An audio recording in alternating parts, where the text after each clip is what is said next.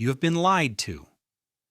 For 25 years, we have been told a story about a rubber boy who brings smiles to the faces of the oppressed. We have been told that Joy Boy was the warrior of liberation, a god who fought for freedom against a tyrannical government. But what if I told you that to the people of the Void Century, Joy Boy wasn't a hero? What if he was the monster?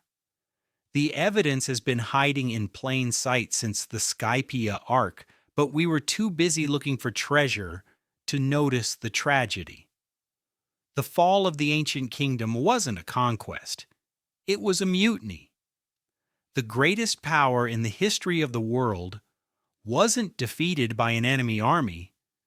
He was stabbed in the back by his own crew.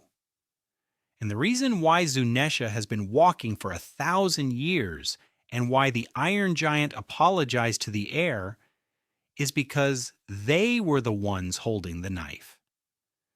This is the conclusion drawn up by analyzing the Void Century not as a fairy tale, but as a political thriller. We're going to dismantle the idea that the 20 kingdoms were simply evil and propose a much darker reality that Joy Boy's ideology of absolute freedom was actually terrifying to the people he was trying to save. If you have not heard this before, I legitimately believe this is the theory that solves the One Piece. It explains Emu. It explains the flood. And it explains why Roger laughed. He didn't laugh because it was funny. He laughed because it was ironic. So buckle up, grab your tinfoil hat and your Vivra card, because we are about to perform an autopsy on the ghost of Joy Boy. To understand the end of the story, we have to go back to the crime scene, Egghead Island. When the Iron Giant Emmett finally woke up, he didn't scream a war cry. He didn't ask where his enemies were. He apologized. "I'm sorry, Joy Boy. I couldn't make you king." That single line of dialogue changes the entire genre of One Piece from an epic adventure to a Greek tragedy. Think about it. Emmett is a robot built with technology that defies physics. He runs on a perpetual energy source. He has hockey sealed inside him that is strong enough to knock the 5 elders out of their Zoan forms. He is objectively one of the strongest entities to ever exist, and yet he failed. How does a robot like that fail? He doesn't get tired. He doesn't get scared. The only way Emmett fails is if he was shut down, if he was sabotaged. This brings us to the first pillar of the betrayal theory. Emmett wasn't defeated in battle. He was deactivated by someone who knew his codes, someone on the inside. Joy Boy was fighting a war on 2 fronts. On one side, he had the 20 kingdoms, the alliance that would become the world government. On the other side, he had his own allies, who were slowly realizing that Joy Boy's dream of freedom was actually a recipe for global annihilation. We have to talk about the ancient kingdom's technology. We know they had the mother flame or something like it, infinite energy. They had the ability to manipulate gravity, biology, and the weather. To a normal human living 800 years ago, the ancient kingdom wouldn't look like a kingdom. It would look like a kingdom of gods who could sink islands on a whim. Joy Boy wasn't just a pirate. He was the leader of a civilization that had the power to terraform the planet, and his plan? His plan was to destroy the Red Line, to unite the oceans, to create the All Blue. Now, to us, reading a manga, that sounds great. Freedom, adventure, One Piece. But to a king responsible for the safety of his people? That sounds like the apocalypse. Destroying the Red Line would cause tsunamis the size of continents. It would disrupt the currents of the entire planet. It would kill millions. Emu, the leader of the Nerona dynasty, wasn't originally a villain. Emu was a realist. Emu looked at Joy Boy's plan and said, "You're going to kill us all." This is where the schism happens. The betrayal wasn't done out of malice, it was done out of fear. Emu convinced the other 19 kings and, crucially, some of Joy Boy's own inner circle that Joy Boy had to be stopped for the greater good. They viewed him as a madman with a button that could delete the world. Let's look at Zunesha, the giant elephant who has been walking for a millennium as punishment for a crime. What crime warrants 800 years of torture? Murder? No, Kaido murdered thousands, and he just got a cool nickname. Zunesha's crime was treason. Zunesha was Joy Boy's companion. But in the critical moment, during the final battle, Zunesha stopped. Maybe Zunesha closed the borders of Wano instead of opening them. Maybe Zunesha refused to carry the ancient weapons into battle. Zunesha hesitated, and because of that hesitation, Joy Boy lost. The phrase, "I am sorry," keeps coming up. Emmet is sorry. Zunesha is sorry. Joy Boy himself wrote an apology on the Poneglyph on Fishman Island. "I'm sorry I couldn't keep my promise. This isn't the language of a war. This is the language of a falling out, a broken family. Joy Boy promised Poseidon he would bring the fishmen to the surface, but he couldn't because his own shipwrights, his own guardians turned against him. And then there is the smoking gun, Nefertari D. Lily, the Queen of Alabasta. We learned in chapter N85 that she was the one who scattered the Poneglyphs. Imu blames her for this blunder.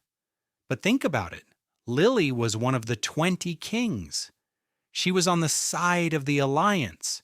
She helped defeat the ancient kingdom. But then at the very end, she betrayed the world government too. She realized that while Joy Boy might have been dangerous, Imu was a tyrant.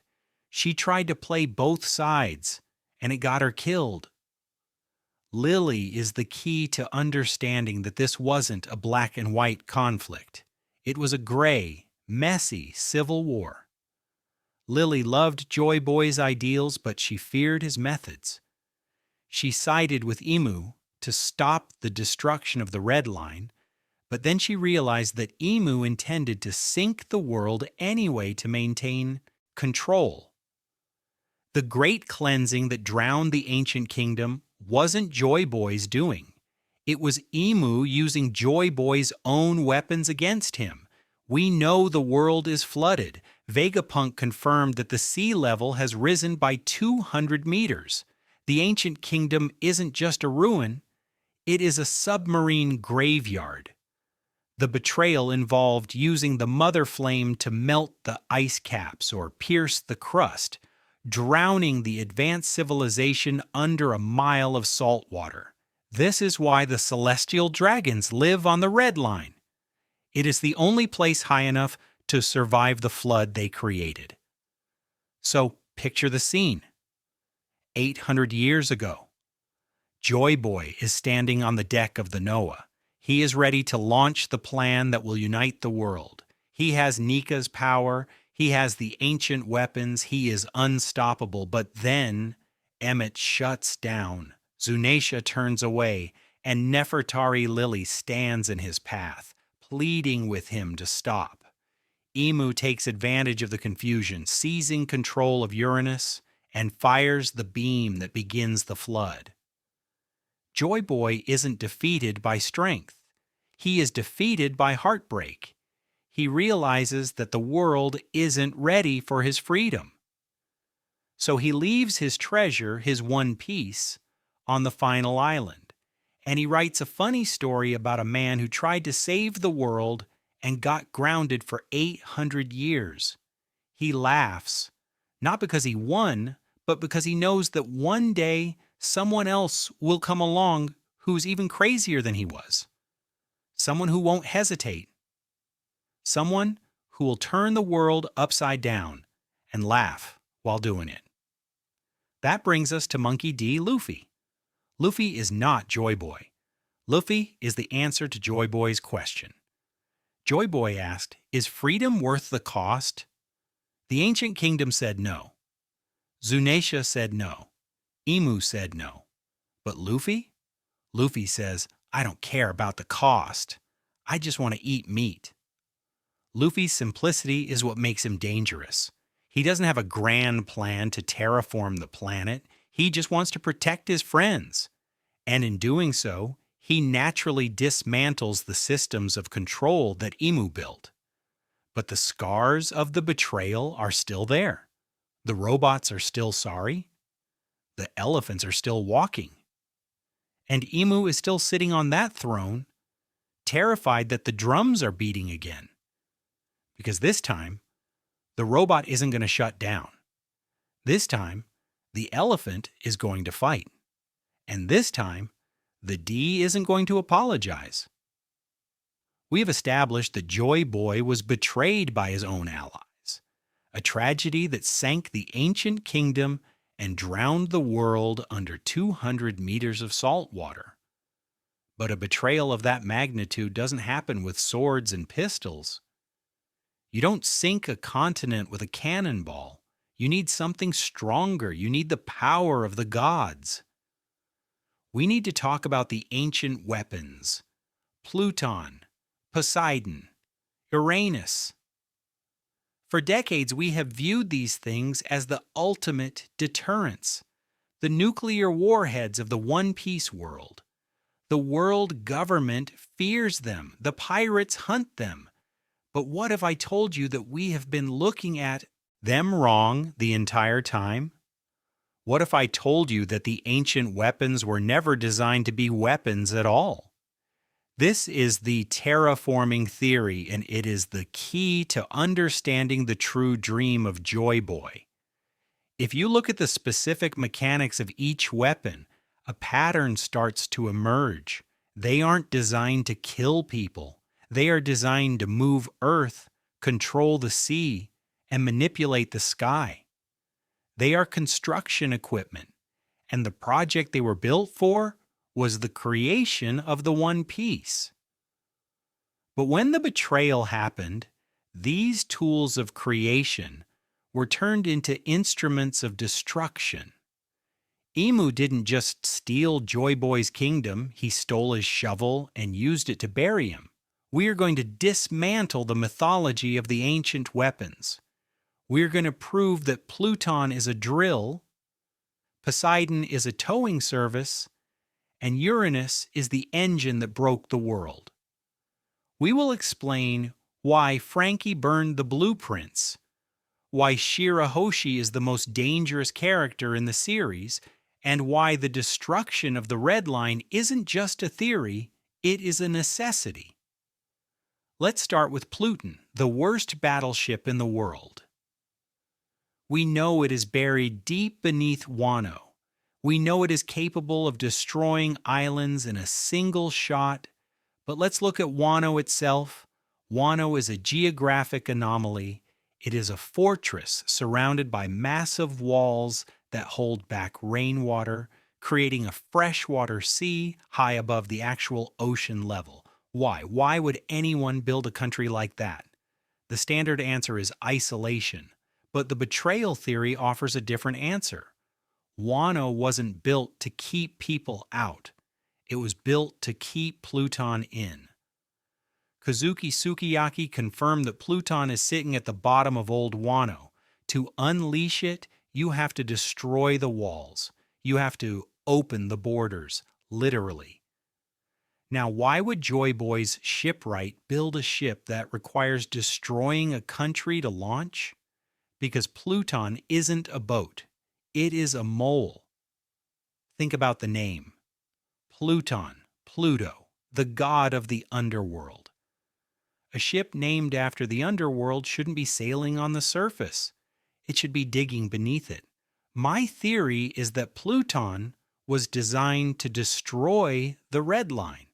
The Red Line is a massive, indestructible continent that circles the globe, dividing the oceans. It is artificial. It is a prison wall. Joy Boy wanted to unite the world to create a one-piece ocean. To do that, he needed a way to shatter the red line. Pluton is a massive, tunneling battleship designed to bore through the red line and collapse it. It destroys islands, yes, but its purpose was to destroy the specific island that separates humanity. The reason Frankie burned the blueprints in Water 7 wasn't just because the government wanted them. It was because Frankie, a shipwright, understood that Pluton is only a good ship if it is used by the right person. In the hands of Spandam, it's a nuke. In the hands of Luffy, it's a key. Now let's move to Poseidon, the mermaid princess, Shirahoshi. This is the only ancient weapon that is a living being. Why? Why make a weapon biological? Poseidon has the power to command the Sea Kings. We have seen what Sea Kings can do. They are massive. They can eat islands. But more importantly, they can pull things. The Noah, the giant ark sitting in the Fishman district. It was built to be pulled by Sea Kings. If Pluton's job is to destroy the red line, Poseidon's job is evacuation. Destroying the red line would cause catastrophic debris to fall directly onto Fishman Island, which is located directly beneath it.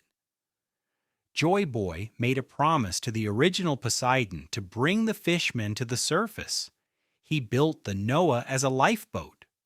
Poseidon's role in the terraforming project was to command the Sea Kings to tow the Noah filled with the population of Fishman Island to safety before Pluton pulled the trigger.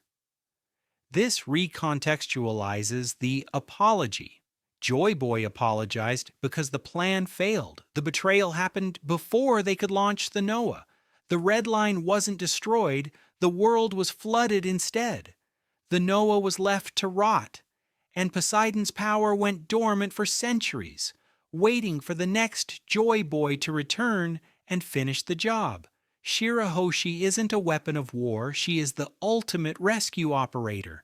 And finally, we arrive at the most mysterious weapon, Uranus, the god of the sky. Until the Egghead arc, we knew nothing about it, but then Lulusia vanished, erased by beams of light from the sky. Vegapunk revealed that the Mother Flame was used to power an ancient weapon. This confirms that the world government, specifically Emu, has Uranus. But here is the twist. If Joy Boy was the leader of the ancient kingdom, and Uranus belonged to the ancient kingdom, how did Emu get it? This ties back to part 1. The betrayal. I believe Uranus was Emu's ship. Just as Pluton belonged to the shipwrights of Wano, and Poseidon belonged to the fishmen, Uranus belonged to the Nerona dynasty. Emu was the pilot. Uranus is likely a flying fortress, a spaceship, or a satellite. It controls the weather and the sky. Its original purpose in the terraforming project was likely to regulate the climate after the red line was destroyed. If you alter the geography of the world, you alter the weather currents. Uranus was the stabilizer, it was the thermostat. But when Emu betrayed Joy Boy, they took Uranus and used it for the exact opposite purpose. Instead of stabilizing the world, Emu used it to destabilize it. Vegapunk said the sea levels rose by 200 meters. How? By melting the ice caps. Uranus, powered by the infinite energy of the Mother Flame, could easily heat the planet or vaporize sections of the ocean to cause a massive displacement of water. Emu used the thermostat of the world to drown the world. The Great Cleansing wasn't a metaphorical political purge, it was a literal washing away of the civilizations that stood on the surface. The ancient kingdom didn't just lose a war, they were flooded out of existence. This explains why the world government is so terrified of the Mother Flame. They know that Uranus is useless without fuel. For 800 years, Uranus has been dormant, hovering in the sky, or parked in Mary Joyce because the fuel source was lost or depleted during the Void Century. Vegapunk recreating the Mother Flame didn't just give them a new battery, it reloaded the gun that killed Joy Boy. So let's put it all together. The One Piece isn't just a pile of gold, it is the unified plan, the blueprint. To claim the One Piece, you need all three weapons. You need Pluton to break the walls, Red Line. You need Poseidon to save the people, Noah. And you need Uranus to stabilize the New World, Climate. Joy Boy's dream was to use these three tools in harmony, to create a world without borders, a world where the four blues meet to create the all blue. Roger laughed because he found the instructions, but he didn't have the tools.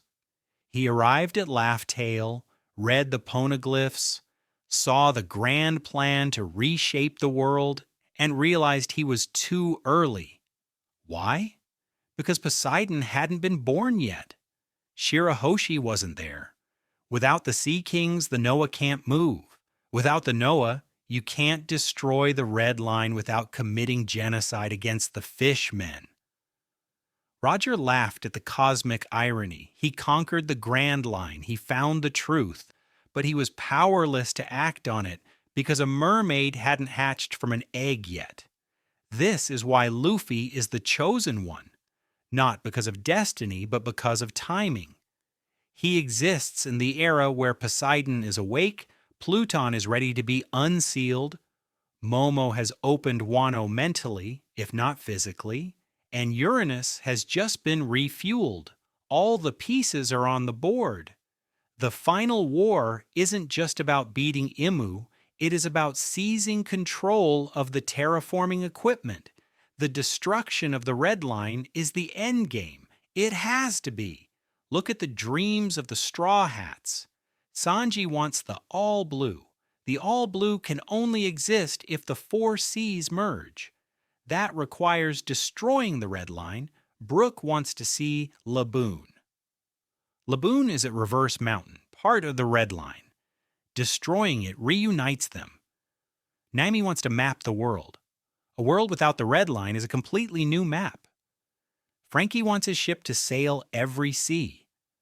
A unified ocean makes that possible.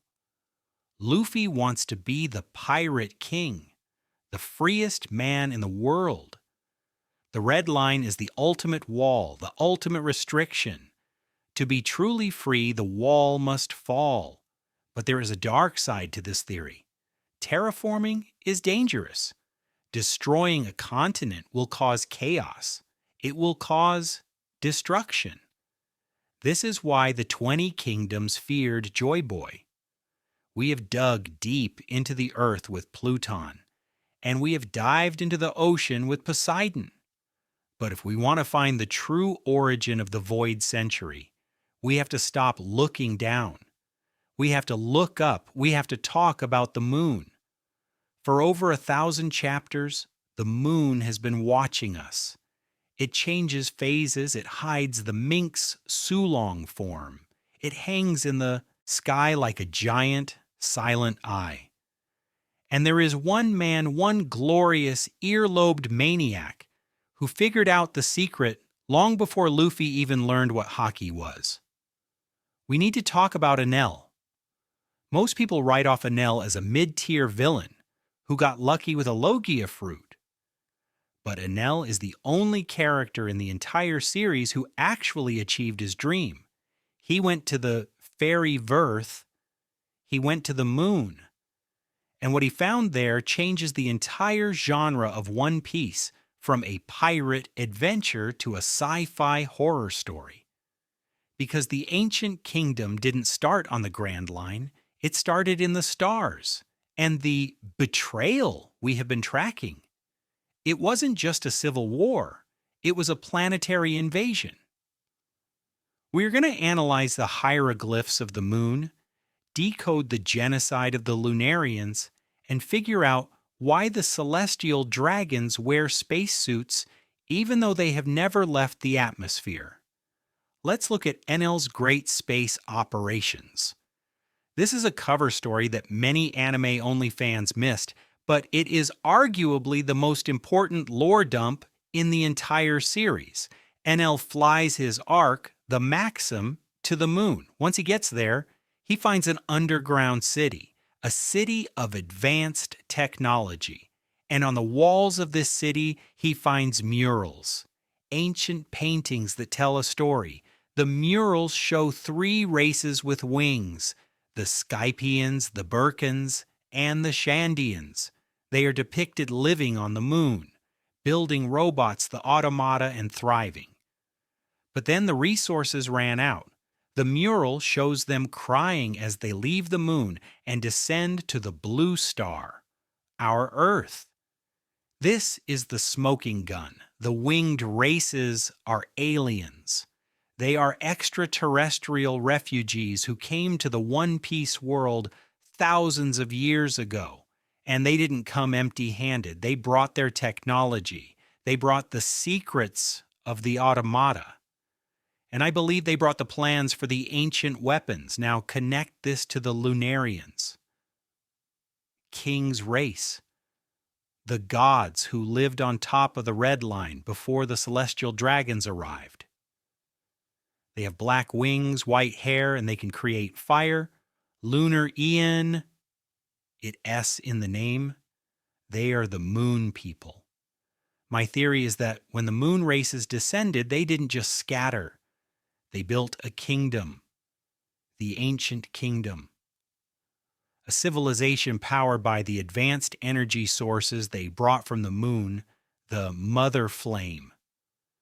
They settled on the red line, which might not have been a wall back then, but a continent, and they prospered.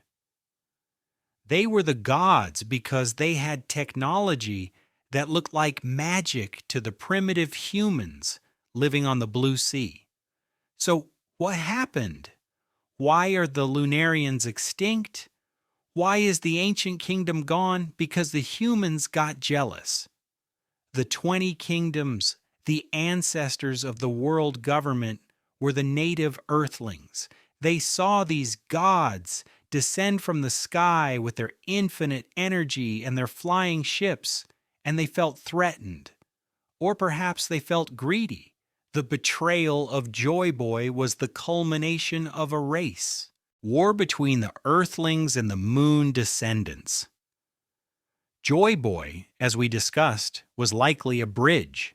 He might have been a human who sided with the Lunarians, or a hybrid, a buccaneer, who tried to unite the two species. He wanted to share the moon tech, the mother flame, the weapons, with everyone to create a free world. But the 20 kingdoms wanted the tech for themselves. They didn't want to share the sun. They wanted to own it. This explains why the celestial dragons wear those ridiculous bubble helmets. They are cosplaying. They wiped out the Lunarians, stole their land, the Red Line, and now they dress up like spacemen to mimic the gods they replaced. It is a twisted mockery. They pretend to be from the heavens because they killed the people who actually were from the heavens. And this brings us back to Imu. If the 20 kingdoms were humans, what is Imu? Imu sits on the empty throne wearing a crown that looks suspiciously tall and spiked. Imu controls a weapon in the sky, Uranus, that rains down lasers. Is Imu a traitorous moon person? Or is Imu the ultimate human supremacist who stole the moon god's power? I lean towards the latter. Imu's power, the shadowy consuming void, feels antithetical to the sun god Nika. Nika is associated with the sun, white transformation, and laughter. The moon, in One Piece lore, is often associated with the fairy verth, electricity, and the cold void of space. But here's the twist. The D clan. Look at the shape of the letter D. It is a half moon. What if the will of D isn't just a philosophy? What if it is a lineage marker? What if the D stands for the descendants of the dawn, the people who came from the moon to bring light to the blue star? When Dr. Vegapunk described the mother flame, he said it was a power source that could replicate the ancient energy. This energy is what powered the Iron Giant. It is what powers Uranus. It is fusion energy, the power of a star. The ancient kingdom was a solar punk civilization, and their destruction plunged the world into a void century, a literal dark age where the light was turned off. Enel, in his ignorance, stumbled upon the truth. He recharged the automata on the moon using his electricity. He kick-started the ancient ruins. He proved that the fairy Verth is real, and now he is sitting up there with a robot army, looking down at the blue sea. Do you think Oda forgot about him? Do you think Enel is just going to stay on the moon forever? No. The moon affects the tides. It affects the sea. If Luffy destroys the Red Line, if he alters the geography of the world, the moon's pull will be critical. I believe the final weapon, the One Piece itself, has a component that connects to the moon. Maybe it's a signal, a beacon.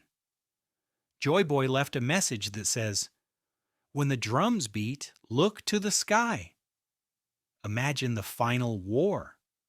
The world government has the Seraphim, clones of Lunarians. They have the Mother Flame.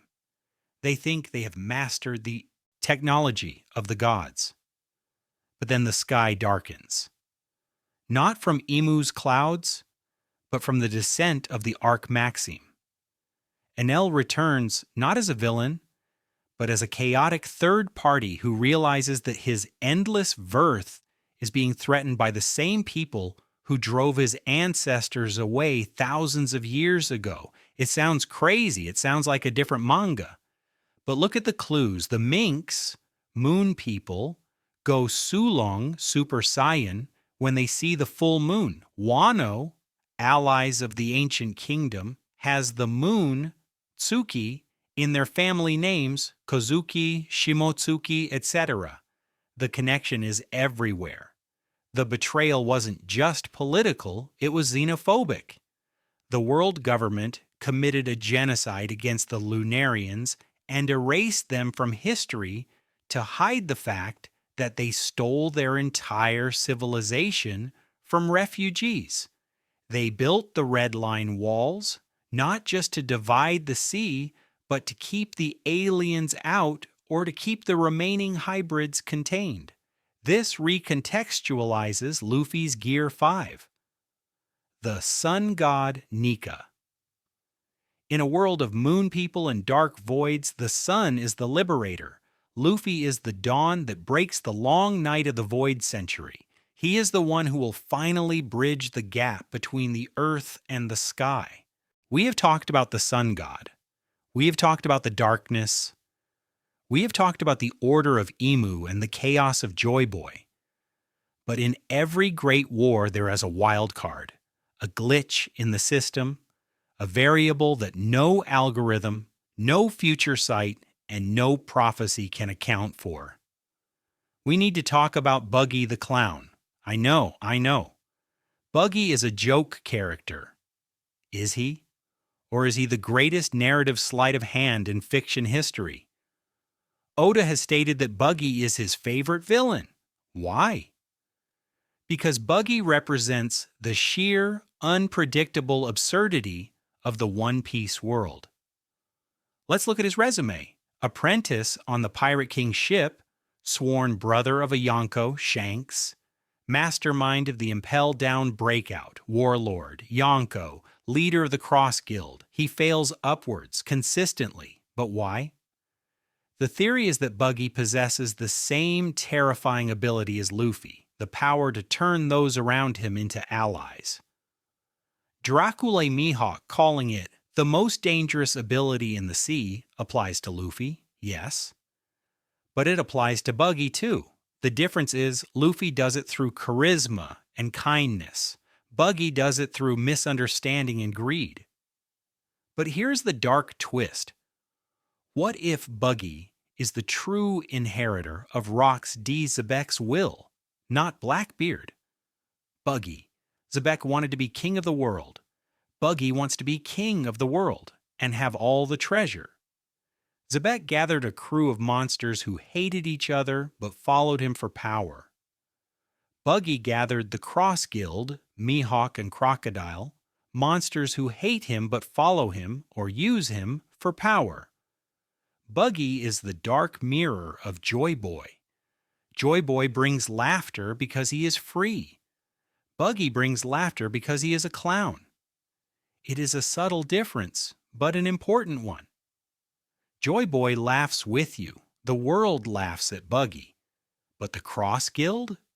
That isn't a joke. Putting bounties on Marines is the single most destructive move in the current era.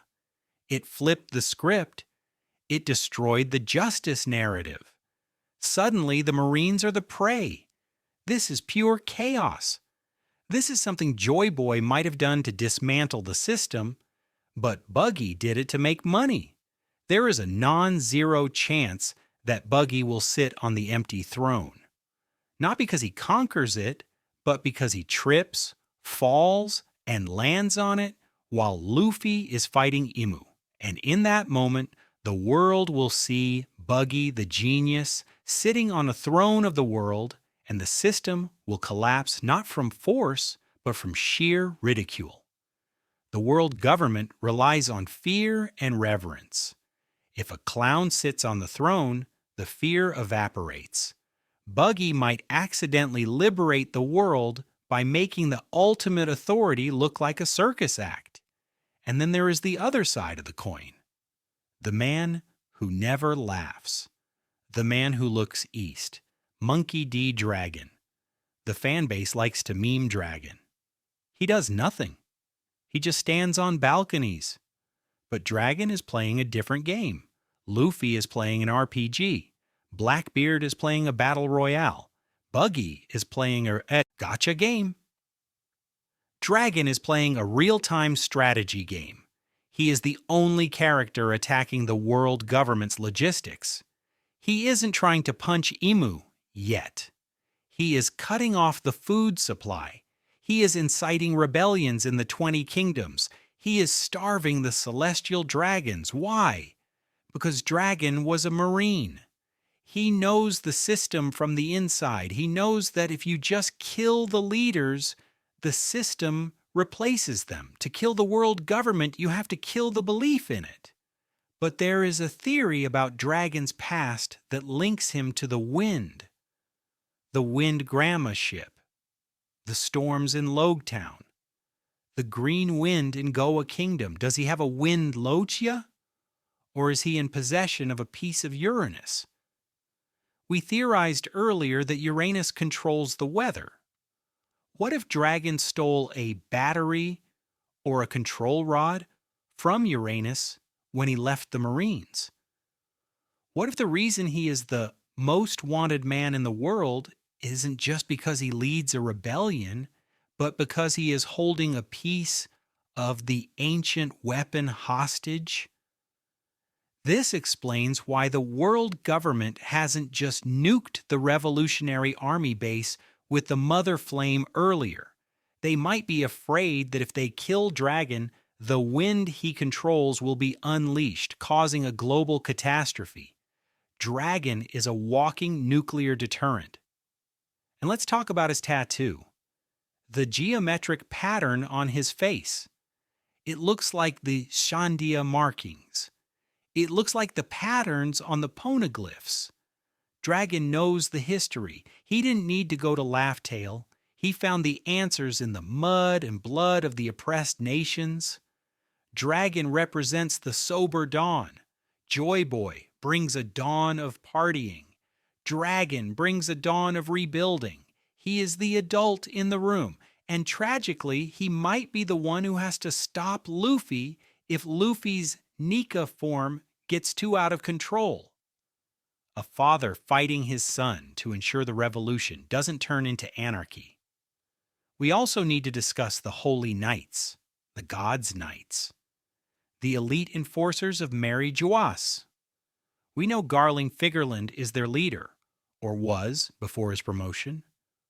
But who are the others? The silhouettes showed us varied shapes.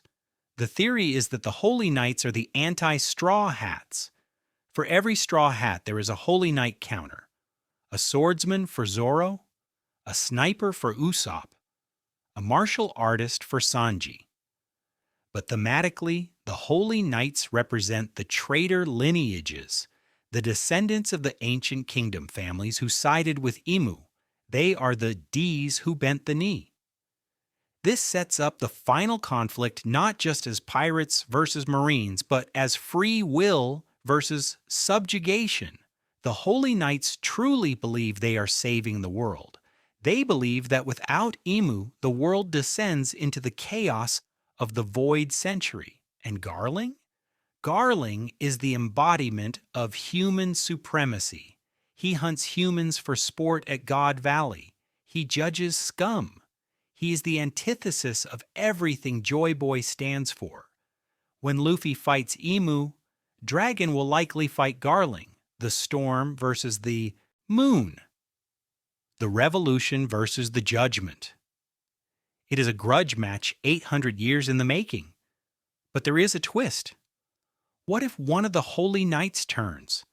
What if there is a Corazon among them? Someone who has seen the truth of Imu's garden and decided that enough is enough. Maybe it's Shank's twin. Maybe it's someone new. But the crack in the world government's armor will come from within. Let's zoom out to the sword faction of the Marines. Kobe, Helmeppo, Prince Grus, ex-Drake. What is sword? They are Marines who have resigned their codes but still fight for justice. They are off the books. Sword is the seed of the new Marine organization. When the world government falls, the world will still need police. It will still need order. Luffy isn't going to arrest murderers. Blackbeard certainly isn't. Kobe is being set up as the Garp to Luffy's Roger. But Kobe's dream is Admiral. In the current system, an Admiral protects the Celestial Dragons. Kobe cannot achieve his dream under Imu, so Kobe must destroy the system to save it. The Rocky Port Incident. The hero of the incident. We still don't know the full details, but it involved Law, Blackbeard, and Kobe. It was a three-way deadlock. This foreshadows the finale. Kobe will find himself in a situation where he has to team up with Luffy to take down Blackbeard or team up with Blackbeard to take down a greater threat, Imu? Actually, no. Kobe is the moral compass. He represents honest justice. Akainu is absolute justice. Kizaru is unclear justice. Fujitora is blind justice. Kobe is honest justice. The existence of Sword proves that there are good people in the system who know it's broken. Their role in the finale is to protect the civilians while the Titans, Luffy, Imu, Blackbeard, destroy the world.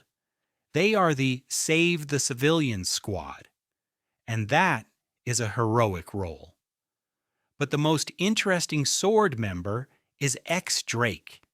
He is the bridge between pirates and Marines. He knows about Kaido. He knows about the Nika legend, maybe.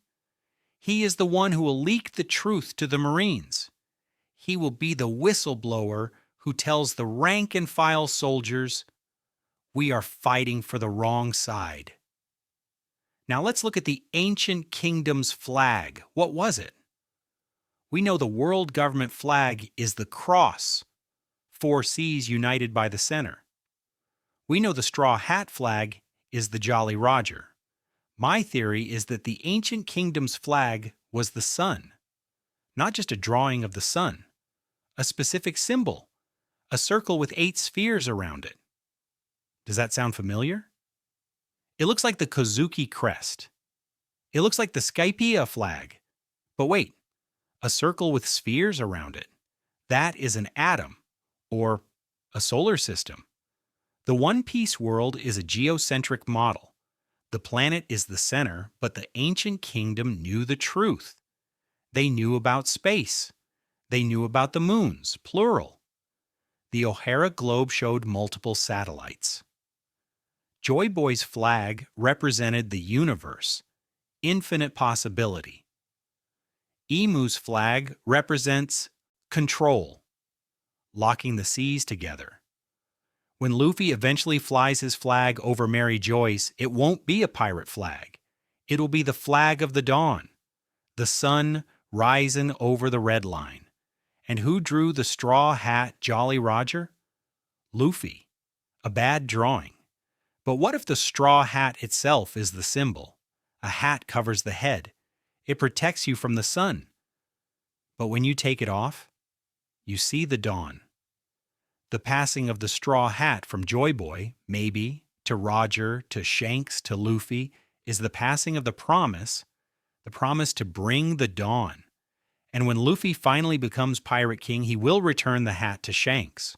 Or if Shanks is dead, which, let's be real, is highly likely given Blackbeard exists, he will place the hat on Shanks's grave, and then he will sail the seas hatless.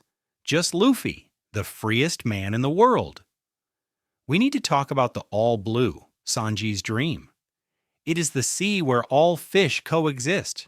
Currently, it doesn't exist. The seas are separated by the red line and the calm belts. The all blue is created by destroying the red line, specifically destroying the spot where Mary Joyce sits. If you blow up Mary Joyce using Pluton, the red line crumbles. The four seas, east, west, north, south, crash into each other at that central point. That crash creates a chaotic, swirling vortex of currents and fish, the all blue. This confirms that the One Piece involves terraforming. Sanji's dream requires the destruction of the world government's capital. Luffy's dream requires being the Pirate King. Zoro's dream requires being the strongest, defeating Mihawk Gandhi Gorosei. Nami's dream requires mapping the world, a world that changes shape. Frankie's dream requires his ship sailing to the end. Brook's dream requires seeing Laboon, who is hitting the red line, the wall that needs to be broken. All the Straw Hat dreams converge on one event, the destruction of the red line. It is the physical barrier to their happiness. Joy Boy's betrayal was that he tried to do this, but was stopped. Luffy will succeed. But what about the debris? If you destroy a continent, where does the rock go? It sinks. And what is under Mary Joyce? Fishman Island. This fulfills Madame Shearly's prophecy. Luffy will destroy Fishman Island. He will. He will blow up the red line above it. The debris will crush the island. But the fishmen will be safe, because they will be on the Noah. Poseidon, Shirahoshi, will command the Sea Kings to pull the Noah to the surface. The fishmen will finally live under the real sun in the newly created All Blue. Destruction leading to creation. The Joy Boy way. Let's talk about the voice of all things. Roger had it, Luffy has it, Momo has it, Odin had it. What is it? Is it telepathy? Empathy? No. It is Wi-Fi. I am serious. The ancient kingdom was advanced. Emmet is a robot. The Poneglyphs are indestructible data storage. Devil fruits are genetic engineering. The voice of all things is likely a remnant of an ancient communication network, a cloud network that connects all living things, and specific ancient technology. Zunesha acts on voice commands. Emmet acts on voice commands. The Poneglyphs speak to those who can hear the frequency. Those with the voice of all things are essentially admins or users with high-level access privileges to the ancient kingdom's operating system. The Gorosei might have blocked this network for everyone else, the void century turning off the internet. But the D-clan or specific lineages have a backdoor access. When Luffy hears the Sea Kings, he is logging into the biological server. When he hears Zunesha, he is accessing the defense grid. The One Piece might ultimately be the root access code for the entire planetary system, and Luffy, being Luffy, won't use it to control the world. He will use it to open source the world. Everyone is an admin now. Do whatever you want. That is absolute freedom and absolute chaos. Finally, the laugh. He laughed. Why? We touched on it, but let's go deeper. Joy Boy's story. What if Joy Boy left a message that was a joke, a literal joke? Maybe the One Piece is a comic book. A story of his adventures. I couldn't change the world, but man, did I have fun trying. Or maybe the joke is on the finder. Congratulations, you found the treasure. Now you have to destroy the world. Have fun. It is the irony of the quest. You spent your whole life seeking a treasure, only to find a responsibility. Roger laughed because he was dying. He couldn't fulfill the responsibility. I'm too early to save the world. Isn't that hilarious? It is tragic laughter. The laughter of a man who sees the punchline but can't tell the joke. Luffy will laugh too, but his laugh will be different. His laugh will be she. Okay, let's do it. He won't be burdened by the responsibility. He will throw it over his shoulder like a piece of meat and run forward. Because to Luffy, destroying the Red Line isn't a geopolitical event. It's just removing the wall that's blocking the view. We have dissected the past, we have analyzed the present, but now we have to do something dangerous. We have to predict the future. Eiichiro Oda has been drawing this story for over 2 decades, and he has left us breadcrumbs that lead to a specific ending. An ending that involves a character we have been waiting for since Chapter 1. A character who has never appeared yet has been promised to us by the author himself. We need to talk about the pirate with the eye patch. Oda once said in an interview that he has an image of the final scene of One Piece, and in that scene, there is a pirate wearing an eye patch. He said he deliberately avoided giving characters eye patches because he wanted that specific visual to mark the end of the story. So, who is it? Is it Blackbeard? Is it Shanks? Or is it the man we have been following this entire time?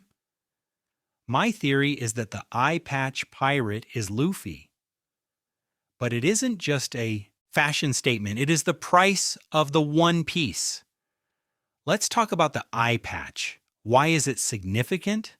Because in fiction, the loss of an eye often symbolizes a gain in wisdom. Odin gave his eye for knowledge. In One Piece, I believe Luffy will lose his left eye in the final battle against Blackbeard or Emu. This injury will be the physical toll of the war, but it will also be the moment he truly becomes the Pirate King in the classical sense. Joy Boy, the first pirate, likely wore an eye patch. The giant straw hat in Mary Joy's might not be the only relic Emu kept. Maybe Emu kept Joy Boy's eye patch as a trophy. When Luffy defeats Emu and claims the One Piece, he might don the patch not just to cover a wound, but to complete the image of the first pirate. He becomes the mirror of Joy Boy, but with one key difference. Joy Boy failed. Luffy succeeded. Now let's talk about the meta-narrative. The laugh tale. What if the One Piece is a story? Specifically, what if it is a comic book, a manga? We know the ancient kingdom had advanced technology. What if they had a way to record history not just in text, but in visual narrative? Joy Boy's apology wasn't just a letter. It was a story. A funny story. The story of a rubber boy who tried to save the world and failed in the most spectacular, ridiculous way possible. Roger laughed because he realized he was reading a tragedy written as a comedy. He laughed because he saw the absurdity of it all. He saw that the world was a stage, and Emu was just a bad director trying to control the actors. Roger realized he was too early because the story wasn't finished. The main character hadn't been born yet. When Luffy finds the One Piece, he won't just find gold. He will find the script of the world. The history of the Void Century, the truth about the D, and the instructions on how to break the red line. But Luffy, being Luffy, won't read the instructions. He will just look at the pictures, laugh, and say, "This looks fun," and then he will destroy the red line. This destruction is the ultimate act of breaking the fourth wall. The red line divides the world into panels like a manga page. By destroying it, Luffy is breaking the borders of the page. He is uniting the world into one single uninterrupted image, a one piece. The final panel of the manga won't be Luffy sitting on a throne. It won't be Luffy executing someone. It will be a party. I predict the final panel will be a wide shot of the entire crew, older, scarred, but happy. They will be having a banquet on the ruins of Mary Joy's, which has fallen into the sea. The red line is gone. The seas are mixed. Fishmen, giants, minks, and humans are all eating meat together. And in the center, Luffy wearing the eye patch raises a cup of sake to the sky. And the final text box won't say the end. It will say to be continued, because adventure never ends. Freedom never ends. Even if the story stops being told, the spirit of it continues. Joy, Boy's will wasn't to rule forever.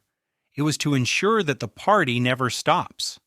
The betrayal of Joy Boy 800 years ago was a tragedy because it stopped the music.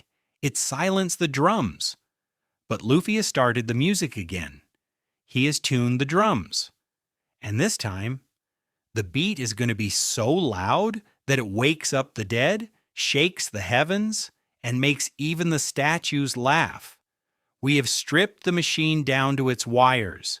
We have proven that devil fruits are nanotech biosuits, and that the sea is a chemical containment field. But a machine, no matter how advanced, is just a pile of metal until you turn it on. A computer needs electricity. A biosuit needs a pilot. And in the world of One Piece, the power source isn't nuclear and it isn't solar. It is the spirit. It is Haki. For 25 years, we thought Haki was just a power system. Armor. Haki hits hard. Observation. Haki sees fast. Conqueror's Haki knocks out the weak. But Kaido told us the truth on the roof of Onigashima. Devil fruits are not enough to conquer the world. Only Haki transcends all. Why? Why does Haki transcend the advanced biotechnology of the ancient kingdom? Because Haki is the admin code. If devil fruits are the software patches that rewrite reality, Haki is the command line that can delete the patch. This brings us to the ghost in the machine. In this section, we are going to explore the metaphysical reality of the One Piece world. We are going to prove that the One Piece treasure isn't just a physical object, but a reservoir of ancient willpower. We will explain why Shanks can shoot Wi-Fi Haki across an ocean, why the Iron Giant had a Haki knot, and why the final battle between Luffy and Blackbeard won't be fought with punches, but with the sheer weight of their souls crashing into each other. Let's start with the Iron Giant, Emeth. In the Egghead arc, the giant unleashed a blast of Conqueror's Haki that was so potent it sent the Gorosei back to Mary Joyce. But it wasn't Emeth's Haki, it was Joy Boy's Haki. Joy Boy sealed his strongest hockey inside a rope knot inside the robot to be used when the time was right. This changes everything we know about hockey. Until now, we thought hockey was generated by the user in the moment. But this proves that hockey can be stored, it can be preserved, it can be weaponized centuries after the user has died. This is the battery theory. If hockey can be stored in a rope, can it be stored in a stone? Can it be stored in a poneglyph? The poneglyphs are indestructible. Why? Maybe they are infused with the permanent, fossilized armament hockey of the Kazuki clan. But what if the One Piece treasure itself is a massive battery of Joy Boy's Conqueror's hockey? Think about it. Joy Boy knew he was going to lose. He knew he couldn't fulfill his promise. So he took his overwhelming desire for freedom, his Nika spirit, and he poured it into a vessel. He left it on Laugh-Tale. When Roger arrived, he felt the presence, he felt the will, but he couldn't use it because he wasn't the right vessel. He laughed because the sheer volume of ambition stored in that place was absurd. When Luffy arrives, he won't just find a plan to destroy the Red Line. He will find the fuel to do it. He will inherit Joy Boy's stored hockey. And when he combines it with his own, he will unleash a global conqueror's hockey blast. A blast so powerful it doesn't just knock people out, it knocks out the system. It breaks the order of the world government. It wakes up the ancient weapons. It is the spark that ignites the dawn. Now let's look at Shanks, the hockey wizard. When he scared Green Bull away from Wano, he didn't just project fear, he projected communication. He paralyzed a Logia user from miles away. How? Because hockey interacts with the devil fruit nanites. Remember our theory from earlier? Devil fruits are nanobots. Hockey is the will. If your will is strong enough, you can command the nanobots in someone else's body to shut down. Shanks's Conqueror's hockey is so advanced that he can essentially hack other people's powers. He imposed his will on Green Bull's forest nature and forced it to deactivate. This is why Kaido said hockey transcends all. A strong enough hacker can shut down any program. This leads us to the voice of all things. What is it really? We called it Wi-Fi before, but let's get metaphysical. It is the shared consciousness of the world. In Buddhism, there is the concept of a collective unconscious. In One Piece, this is literal. Every living thing, every object with a soul, like a ship or a sword, emits a frequency. The ancient kingdom built their technology to interface with this frequency. Zunesha and Emeth are biological and mechanical constructs that run on voice command, but only those with the administrator privileges, the voice of all things, can issue commands. Momonosuke has it, Luffy has it, Roger had it. It is a genetic trait likely passed down from the leaders of the ancient kingdom. It allows them to log into the world server. But here's the dark side. If you can hear everything, can you handle the noise? The reason Roger was running out of time wasn't just his illness. It might have been the strain of the voice. Hearing the Sea Kings, the Poneglyphs, the history of the world constantly screaming at you. It is a burden. Luffy is unique because he doesn't just hear it, he simplifies it. He hears a Sea King and says, "Hey, let's be friends." He hears Zunesha and says, "Just fight back." He instinctively knows the commands to liberate the system. And then there is the dream world. Blackbeard can't sleep. He never dreams. This is his tragedy. In One Piece, dreams are the source of power. A man's dream will never die. Because Blackbeard cannot dream, he cannot access the haki of the conqueror in the same way Luffy can. He has to rely on the system, devil fruits. He has to hack the hardware because he is locked out of the software. This sets up the final confrontation as a battle between materialism and idealism. Blackbeard wants the world of things. He wants the fruits, the weapons, the territory. He wants to control the hardware. Luffy wants the world of dreams. He wants freedom, meat, and parties. He operates on the software. The One Piece is the bridge between these two worlds. It is the realization that imagination can overwrite reality. Gear 5 is the proof. Luffy turns imagination into reality. He turns the floor into rubber. He grabs lightning. He breaks the laws of physics because his haki, his will, is so strong that the nanites in his blood overwrite the laws of the universe. The awakening of a devil fruit occurs when the user's mind catches up to the fruit's programming. But the Nika awakening goes a step further. It allows the user to rewrite the programming of the environment. When Luffy fights Blackbeard, it will be the void versus the imagination. Blackbeard will try to use the Yami Yami no Mi to turn off Luffy's nanites, to strip away his power, but Luffy will use his haki to force them back on. He will use his will to deny the darkness, and the clash of their haki will likely crack the sky, shatter the island, and maybe even tear a hole in the dimension itself, revealing the hell or the dream world that lies beneath the surface of the One Piece reality. We might even see the vestiges of the past. Just like in My Hero Academia, maybe the will of D allows the current user to communicate with the ancestors. Maybe Luffy will actually meet Joy Boy, not in a flashback, but in the Haki domain during the final fight. Joy Boy will pass the torch, and Luffy will take it and run. This explains the D smile at death.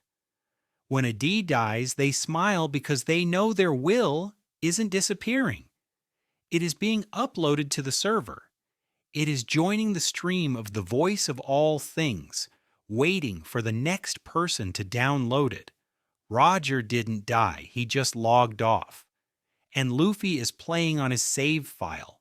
So the destruction of the Red Line isn't just a demolition project, it is a spiritual cleansing. It is breaking the physical barrier that prevents the voices of the world from uniting. When the walls fall, the song of the world Binks Sake will be heard by everyone, everywhere, at the same time. A global resonance that unites humanity not just geographically, but spiritually. That is the true One Piece. A world at peace because it is finally whole. We have built the machine. We have fueled it with haki. We have installed the Joy Boy operating system. But a machine, no matter how perfect, is useless without operators. You need a crew. And not just any crew. You need a crew of destiny. For over 1,000 chapters, we have followed the Straw Hat Pirates. We thought they were a ragtag group of misfits chasing individual dreams. Zoro wants to be the strongest swordsman. Nami wants to draw a map. Sanji wants to find a sea.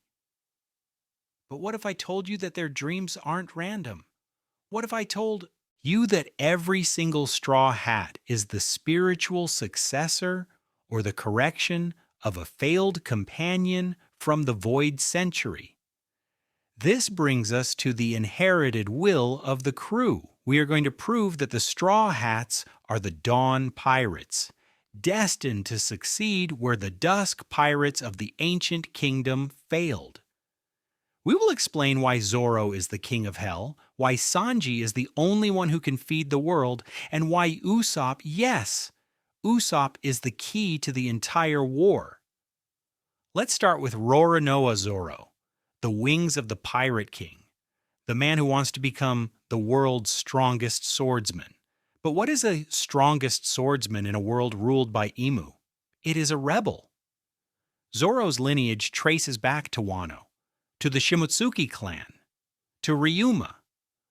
We know Ryuma was called the king of swordsmen. He protected Wano from the world government. But here's the twist. The Shimotsuki clan might have been the loyalists during the Void Century Civil War. When the Kozuki clan, Zunesha's allies, hesitated or betrayed Joy Boy, the Shimotsuki might have fought to the bitter end. Zoro isn't just inheriting Ryuma's will, he is inheriting the will of the samurai who never surrendered. His title, King of Hell, is significant. Why hell? Because Enma, the sword, is the king of hell. If the world government calls themselves gods, the celestial dragons, then the enemy of God is the devil, the king of hell. Zoro's role in the final war isn't just to cut a ship or a mountain, it is to cut the divinity of the celestial dragons. He has to prove that a beast from the dirt is stronger than a god from the sky. His final opponent won't just be Mihawk, it will be the Gandhi Garossi v Nasjuro, a battle of Sword God versus Hell King. And when Zoro wins, he will shatter the illusion that the world government is untouchable. Now let's look at Sanji, the cook, the warrior of science. Sanji represents the duality of the Void Century's technology. His father, Judge, and Queen represent the dark science of the ancient kingdom cloning, viruses, lasers, science used for domination. Sanji represents light science, cooking, nutrition, sustenance. His dream is the all blue. As we established, the all blue requires the destruction of the red line. It is a geopolitical event. But Sanji's role goes deeper. When the red line falls, the world will be in chaos. Food supply chains will break. Famine will strike. Who feeds the world? Who ensures that the dawn isn't a starving one? Sanji. Sanji's dream isn't just to find the all blue.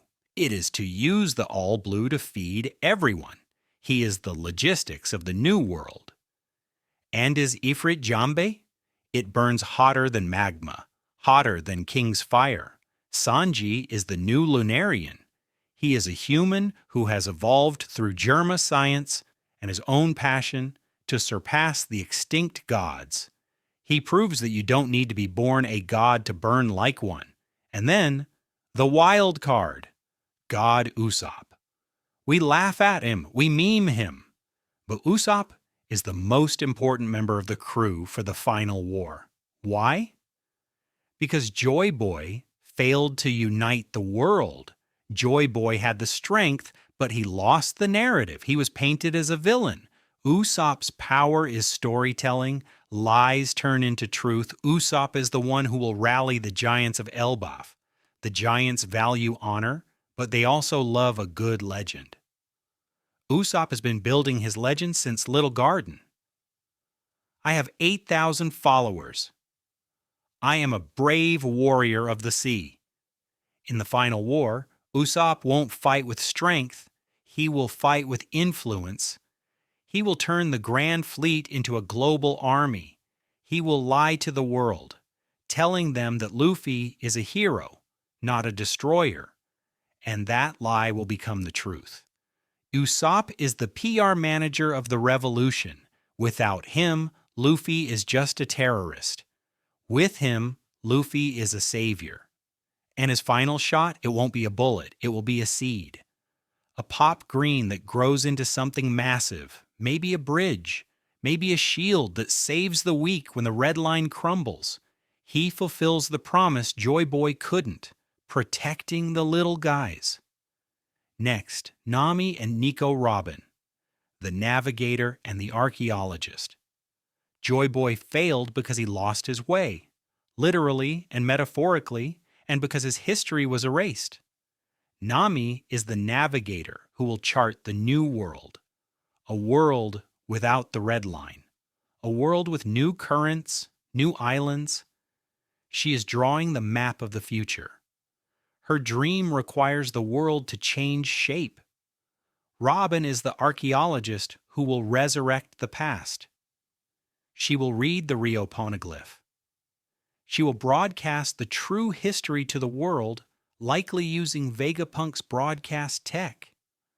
Robin's role is to ensure that the Void Century never happens again.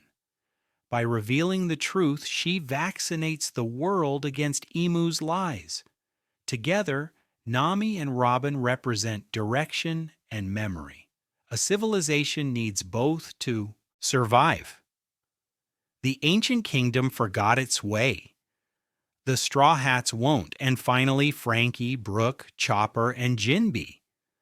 Frankie is the shipwright who built the new Pluton, the Sunny. The Sunny is built with atom wood, capable of sailing to the end of the world. It might even be designed to survive the destruction of the Red Line. Brook is the bard. He carries the song Bink's Sake. This song is the anthem of the ancient kingdom. It is the data disk of their culture. By playing it at the end, Brook revives the spirit of the lost kingdom. Chopper is the doctor who will cure the sickness of the world, perhaps the side effects of the mother flame, or the ebony death disease that might return.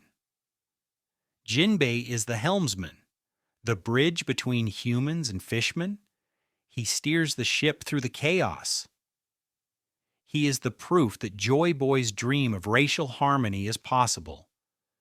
The Straw Hats are not random. They are a precision-engineered team designed to fix the mistakes of the Void Century. Zoro cuts the gods, Sanji feeds the people, Usopp rallies the army, Nami guides the path. Robin remembers the truth, Frankie builds the future, Brook sings the soul, Chopper heals the pain, Jinbe unites the races, and Luffy just laughs.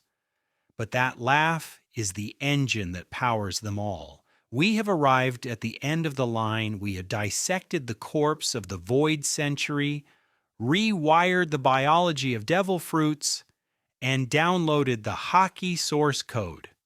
But a theory, no matter how detailed, is just a ghost story until the final punch is thrown.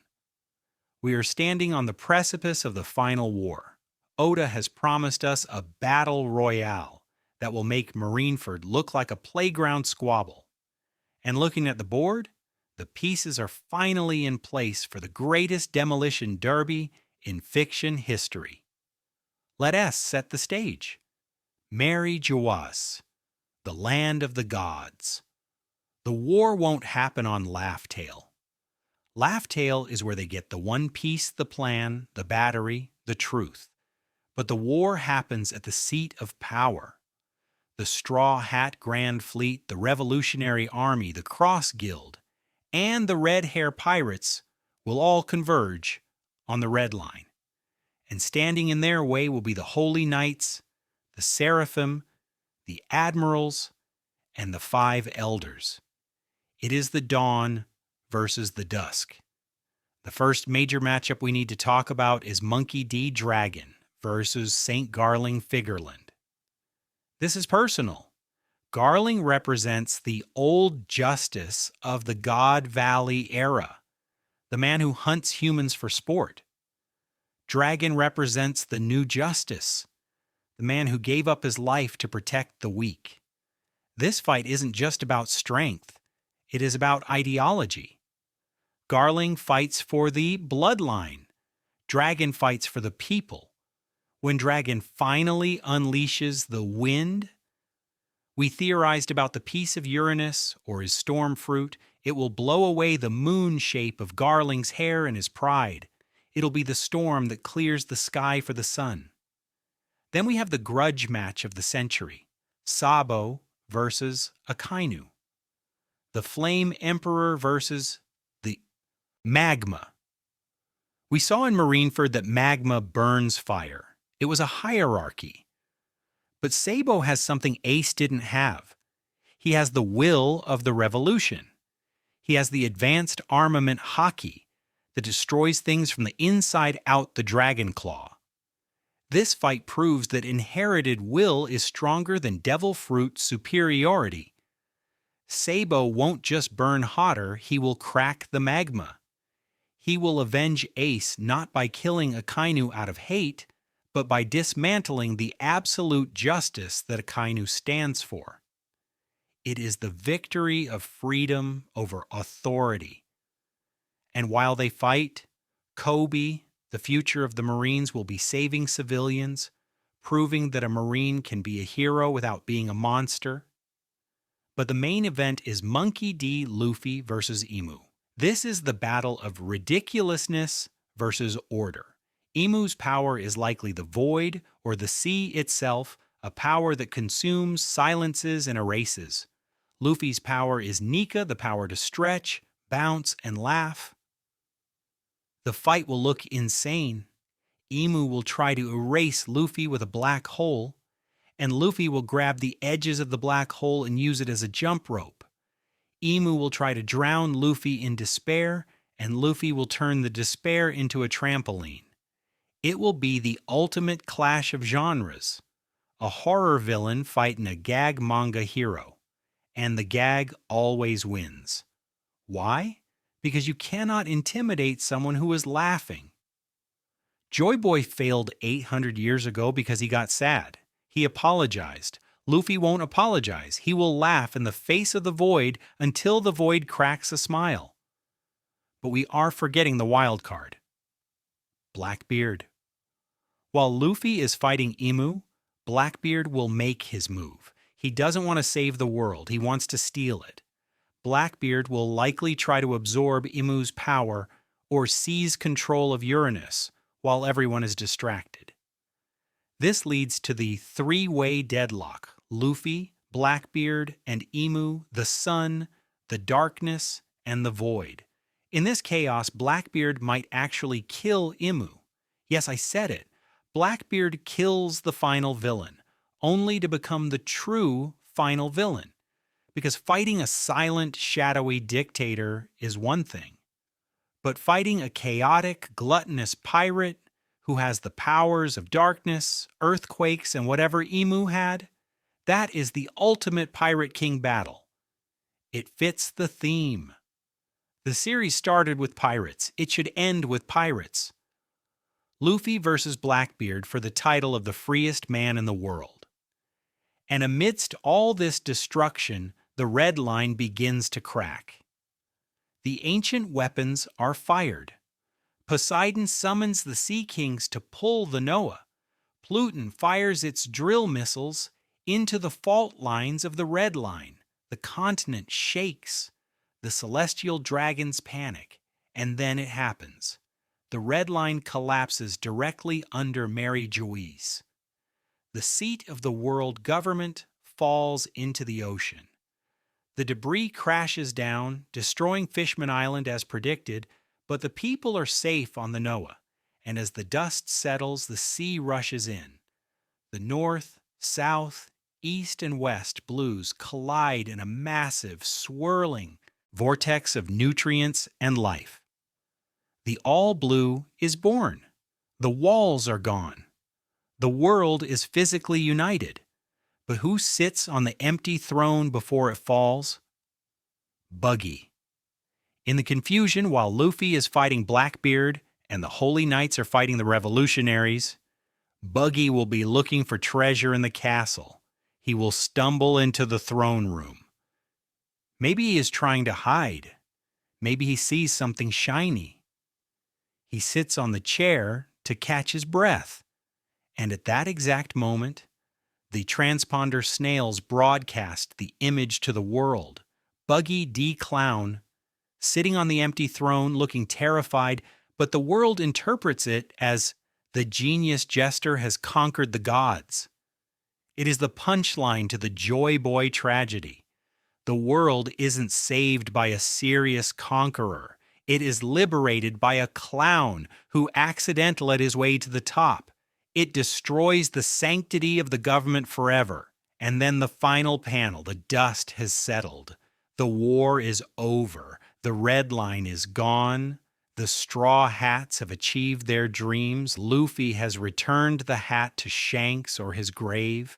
He is wearing the eye patch, signifying the scars of the journey. What is the final image? It is a party, a banquet, but not just any banquet. It is a party on the ruins of Mary Joyce, which is now just a regular island in the middle of the all blue. Humans, fishmen, giants, minks, lunarians. Everyone is eating together. Luffy is holding a piece of meat, laughing. The drums of liberation are playing, but they aren't the heartbeat of a warrior anymore. They are the rhythm of a song, Bink's sake. The final text box doesn't say the end, it says to be continued. Because the One Piece, the story is a loop. Freedom is a cycle. Joy Boy started it, Luffy finished it, but the spirit of adventure will continue as long as people seek the sea. This journey we have taken, dissecting the betrayal, the biology, and the spirit of One Piece, leads to one conclusion. Oda isn't just writing a manga, he is writing a myth about how power corrupts, how fear divides, and how laughter is the only thing that can truly heal a broken world. The One Piece is the realization that we are all on the same boat, sailing the same ocean, and that the walls we build, whether they are red lines or social classes, are artificial. They can be broken, and all it takes is a rubber boy with a ridiculous dream to break them.